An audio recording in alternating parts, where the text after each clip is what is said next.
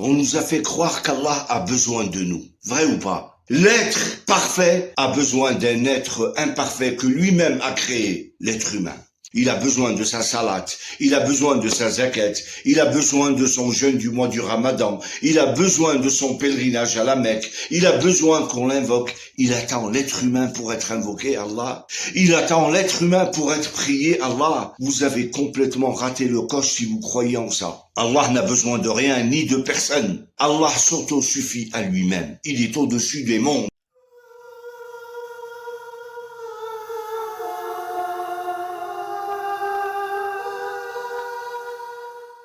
Mon ami, la salat, la zakat, tous ces actes d'adoration, le fait que tu pries Allah, tu te lèves la nuit pour implorer Allah, c'est pour toi, pour te sauver toi, te préserver toi. Tu fais appel au Seigneur des mondes pour te préserver du mal qui est en toi, te préserver du mal que tu peux engendrer, te préserver de toi-même et te préserver du mal que tu peux causer aux autres.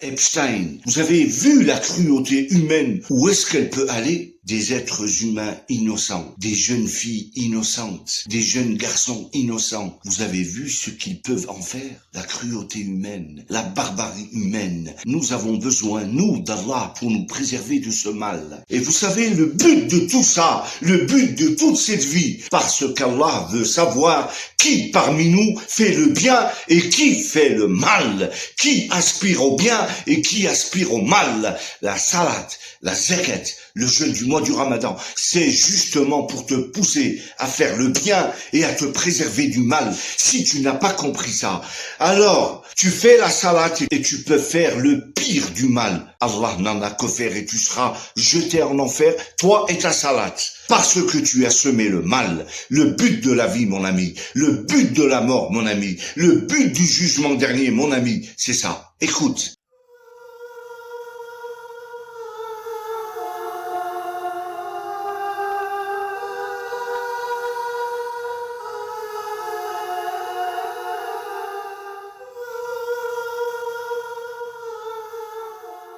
Aujourd'hui, nous avons des dictateurs qui se font filmer en train de faire le pèlerinage à la Mecque, les pires dictateurs, les pires criminels. Et alors, ça les sauvera? Et alors, c'est si important, la salat? La salat, c'est pour toi, mon ami. La salat, c'est pour te corriger. La salat, c'est pour te purifier. La salat, c'est pour t'élever dans la piété. Faire le bien. Si tu n'as pas compris ça, c'est pas la peine de dire je suis dans l'islam. Salam alaikum. Il y a des imams, wallah, c'est des tarés. Et en plus, ils utilisent la salat pour fabriquer des tarés comme eux. Écoute bien cet imam et on en reparle après. Si une personne de la maison néglige la prière, elle risque d'être la cause du malheur qui s'abat sur le foyer. Et elle sera aussi cause de la perte des bénédictions, si les gens du foyer se taisent par insouciance et ne le conseillent pas. Ce qu'il est en train de dire là, tu sais ce que ça signifie? Ça signifie que demain, dans ta famille, il arrive un malheur. Il arrive des malheurs partout, chez tout le monde. La vie est une somme d'épreuves. Il arrive un malheur, il arrive une épreuve dans la famille, eh bien on va tous pointer du doigt celui qui n'accomplit pas la salat. Tu nous as ramené le malheur, la baraka s'en est allée de la maison. Dégage. Ou tu fais la salat comme nous, ou tu dégages. Donc, ou tu vas faire la salat sous la menace, t'en fais un ou une hypocrite, ou bien tu dégages la rupture des liens du sang. Voilà à quoi il te pousse. À l'hypocrisie ou au haram, ce qu'Allah a interdit. Couper les liens du sang, c'est très grave. Et pourtant celui-là, dans les comportements, c'est le meilleur de la famille. Dans la bienfaisance, les actes de bienfaisance, c'est le meilleur. Dans la générosité, c'est le premier à donner. Dans l'empathie, c'est le premier à être solidaire et à partager tout ce qu'il peut partager. C'est le meilleur. Et l'autre qui fait la salade là-bas, c'est le plus grand escroc, voleur, menteur. Et elle là, qui accomplit la salade, sa sœur, elle ment, la médisance, la calomnie, toujours en train de parler des gens, elle passe son temps à juger les gens et à se moquer des gens. Ah ouais, et l'autre là-bas, il a un commerce, il a escroqué tout le monde. Il escroque les gens. Ah ouais, c'est un gros voleur. Et attention, il est dans la première rangée le vendredi à accomplir la salade. Mais lui, là, qui n'accomplit pas la salade, lui, les comportements, machallah. Ouais, les comportements, machallah. Mais lui, il nous ramène que la malédiction. Lui, il dégage. Les autres, ils restent. C'est à ça qu'ils veulent arriver. Et en vérité, ils sont arrivés. On a fabriqué des sociétés d'hypocrites, des familles d'hypocrites, une communauté d'hypocrites. Accomplit la salade et tous les coups sont permis. C'est pour ça que nous sommes la dernière des dernières communautés. Voilà à quoi nous appelle cet imam.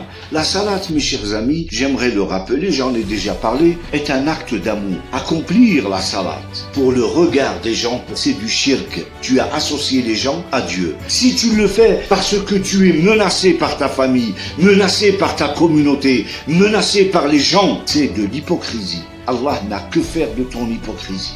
La salade, mon ami, c'est un acte d'amour. Ça sort du cœur ou ça sort pas. Et vaut mieux que ça sorte du cœur. Parce que tu veux le faire. Parce que tu éprouves le besoin de le faire. Parce que tu sais que c'est nécessaire de le faire.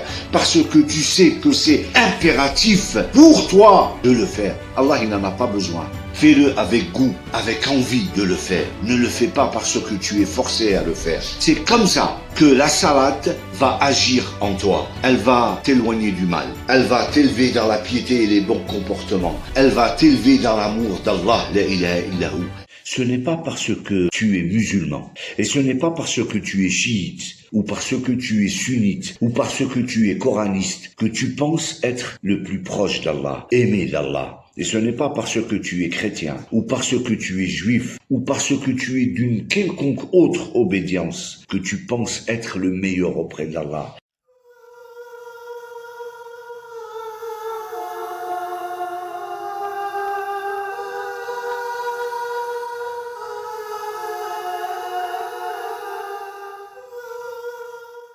Et ne pense pas qu'avec tes apparats, parce que tu accomplis la salade, parce que tu jeûnes le mois du Ramadan, parce que tu accomplis le pèlerinage chaque année à la Mecque, que ça fait de toi celui qui est aimé d'Allah. Nous avons appris du livre d'Allah, de notre Seigneur. Ceux qui sont aimés d'Allah, ce sont les gens qui sont pieux. Inna akramakum indallahi atqakum. Le meilleur parmi vous auprès d'Allah, tiens, écoute.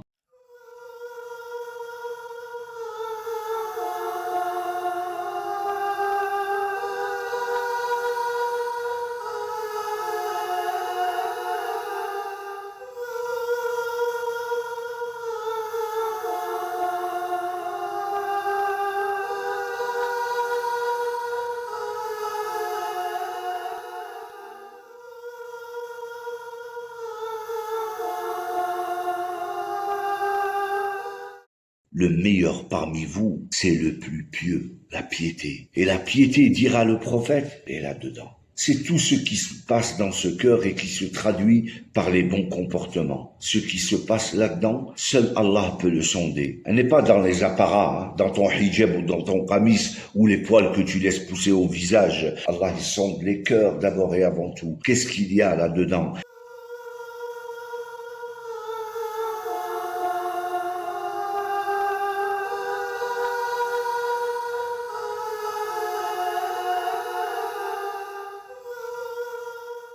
Inna Allah ma'al muttaqin. Allah est avec ceux qui sont pieux. Allah aime les gens pieux. Allah aime les gens bienfaisants. Allah aime les gens justes.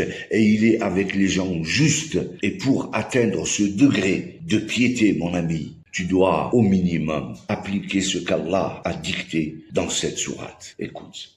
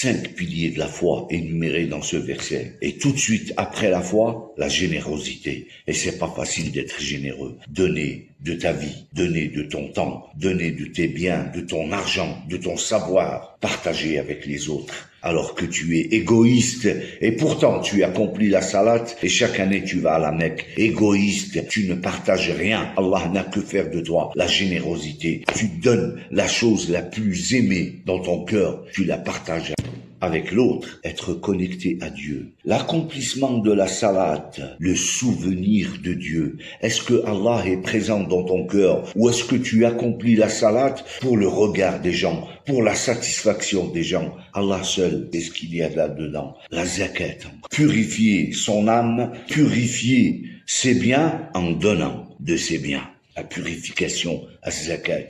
Ensuite, tenir ses promesses. Que c'est difficile à notre époque de tenir sa promesse. Tu as fait une promesse, tu la tiens. Ça fait partie de la piété. Et ce n'est pas facile d'être patient. Quand une épreuve te touche, c'est là qu'Allah va voir si tu es un imposteur ou vraiment quelqu'un plein de piété qu'Allah aime. Voilà les véridiques et voilà ceux qui sont pieux. Et arrête de juger les êtres humains dans leur relation avec Dieu. Tu as une belle parole à dire, dis-la. Tu as une conviction à partager, partage-la. Mais ne te permets pas de juger et de t'interférer entre le serviteur et Allah. Libère-toi du regard des gens, libère-toi de ce que disent les gens et laisse ta relation avec Dieu directe, pas d'intermédiaire. Voilà, je voulais partager ceci pour répondre à plusieurs commentaires et à bientôt, Inch'Allah. Salam alaikum. Mieux vaut être seul que de te substituer à quelqu'un.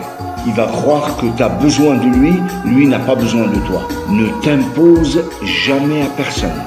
Vaut mieux t'appuyer sur une canne que de t'appuyer sur l'épaule de quelqu'un qui ne veut pas de toi. Jamais. Et ne fais jamais l'impossible pour quelqu'un qui n'ose même pas faire le minimum du possible qu'il peut faire pour toi. C'est un ingrat.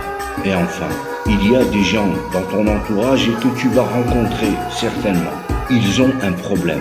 Ils vont tout faire pour te faire croire que c'est toi le problème alors que c'est eux le problème. Et tu vas tellement te poser des questions, tellement ruminer dans ta tête que tu vas croire que c'est toi le problème alors que c'est eux le problème.